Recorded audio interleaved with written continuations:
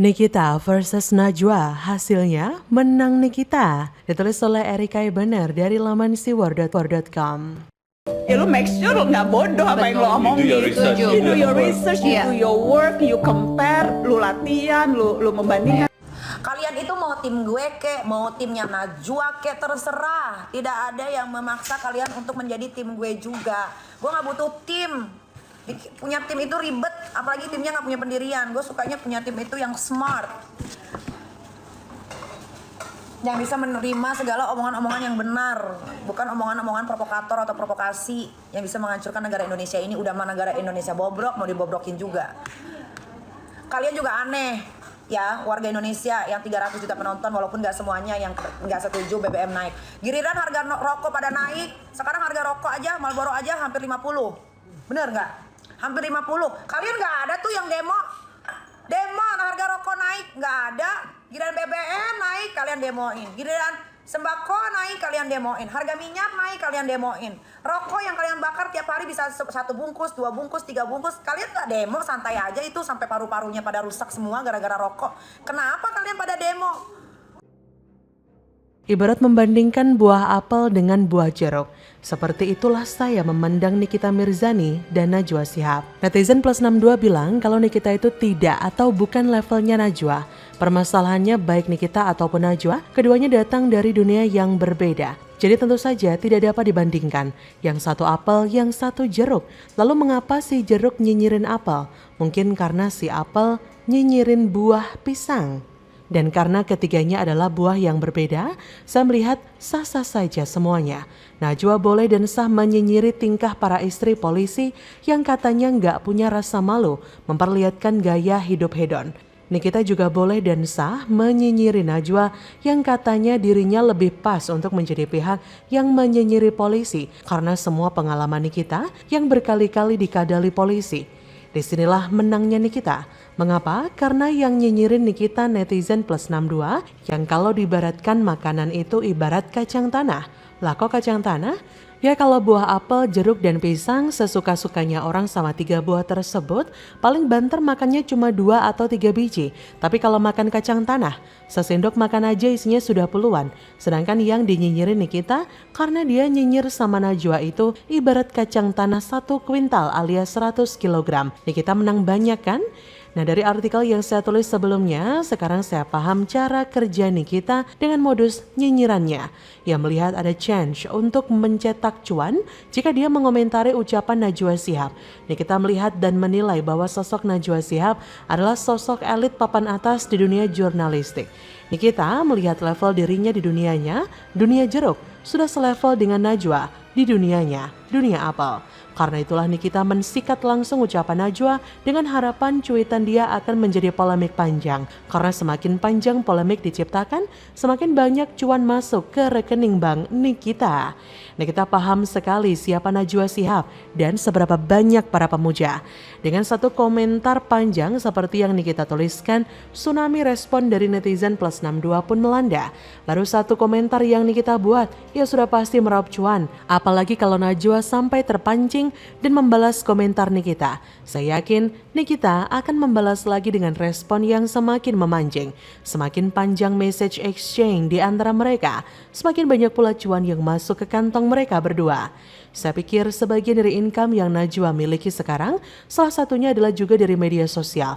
Karenanya Najwa meng-create channel YouTube sendiri, IG dan Twitternya juga pasti sudah memberinya rupiah. Bedanya dengan Nikita secara terang-terangan membuka soal cuan yang ia dapat dari setiap keterlibatannya dalam setiap kegaduhan nasional. Sedangkan Najwa tidak, karena mungkin niat awal Najwa membuat akun-akun media sosial bukan karena cuan, tapi untuk nyinyiran Nikita pada ucapan Najwa, tanda Najwa merespon komentar Nikita. Jika media sosial dia juga terimbas tsunami komentar dari netizen plus 62, Najwa pun mungkin sama-sama mendapatkan cuan. Karena seperti yang Nikita sampaikan, semua ini hanya urusan pekerjaan. Netizen plus 62 aja yang bego mau dikadali Nikita. Semakin netizen plus 62 memberikan perhatian dengan membuli Nikita, semakin mereka membuat Nikita makin kaya raya. Hahaha, makanya saya bilang Nikita versus Najwa menang Nikita. Bagaimana menurut Anda?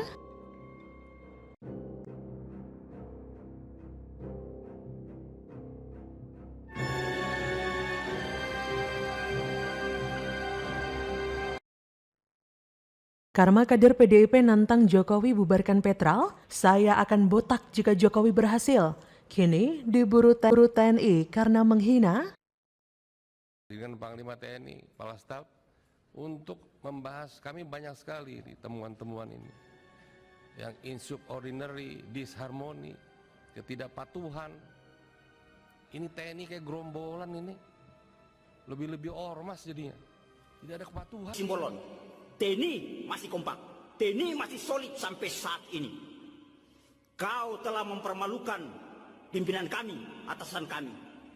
Hai Effendi Simbolon, apa maksud saudara mengatakan TNI seperti gerombolan, lebih-lebih dari ormas? Kami tidak terima. Jangan adu domba TNI. TNI seperti gerombolan, lebih baik daripada ormas. Saya, selaku prajurit TNI AD, tidak menerima ucapan Bapak Effendi Simbolon. Bukan saya cari, udah ketemulah siapa yang senang impor, udah ngerti saya.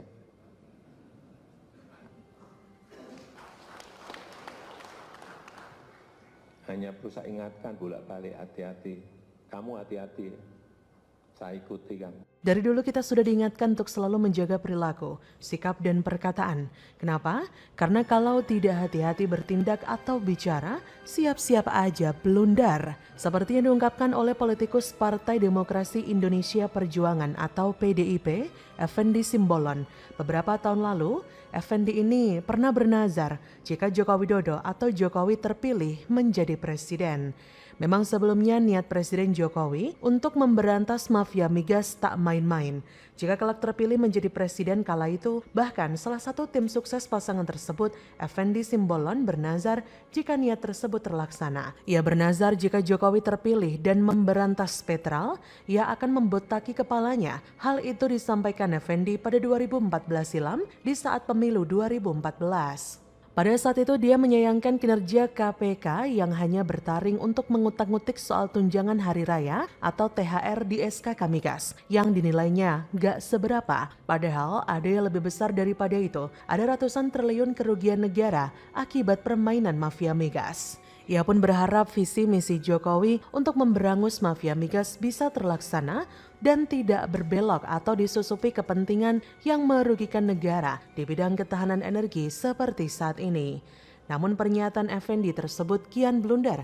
Sejak Jokowi terpilih jadi presiden bahkan sampai 2 periode, saya tidak pernah melihat Effendi ini membotaki kepalanya. Sampai Petral yang pada akhirnya dibubarkan pada 2015 sesuai dengan perintah Presiden Jokowi pun, Effendi tidak pernah terlihat memenuhi nazarnya tersebut.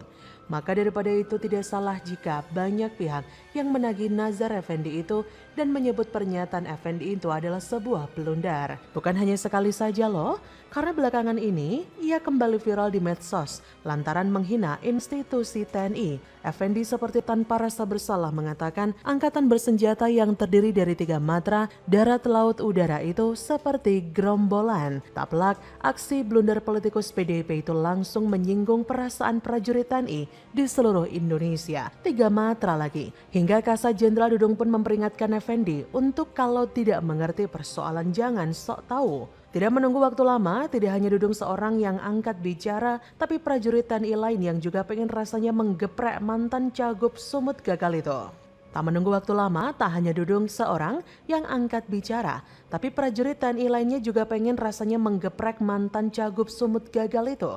Seperti yang diungkapkan oleh Kopda Arif, ia pun mengancam kalau Effendi tidak segera minta maaf secara terbuka ke publik, maka ia akan mencarinya sampai ke ujung dunia. Kalau sudah mau mencari orang seperti itu, biasanya nantang duel sih. Atau kalau dengan kata lain, anggota TNI tersebut nantang Effendi Simbolon untuk berkelahi. Kalau di Madura dikenal dengan istilah caro, yaitu perkelahian 1 lawan 1 menggunakan celurit dalam rangka mempertahankan harga diri atau kehormatan. Tapi sepertinya kita nggak bakal melihat atau menyaksikan Effendi Simbolon carok kok melawan Kopda Arif. Kenapa demikian? Pasalnya Effendi sudah ciut duluan, atau dengan kata lain ia sudah kalah sebelum berperang. Mulut anggota DPR ini emang payah, vokalis PDIP yang sering membuat masalah. Di lingkungan Effendi Simbolon khususnya PDIP diduga mendesak agar yang bersangkutan meminta maaf karena telah menyebut bahwa TNI itu gerombolan dan mengajak TNI sama dengan ormas. Ormas pun semestinya merasa tersinggung. Nggak semua ormas loh buruk seperti yang digambarkan oleh Effendi Simbolon. Generalisasi berdasarkan arogansi. Wah, sangat vulgar ya dan brutal ucapannya. PDIP tidak boleh berdiam diri apalagi sampai melindungi. Jadi bagaimana menurut Anda?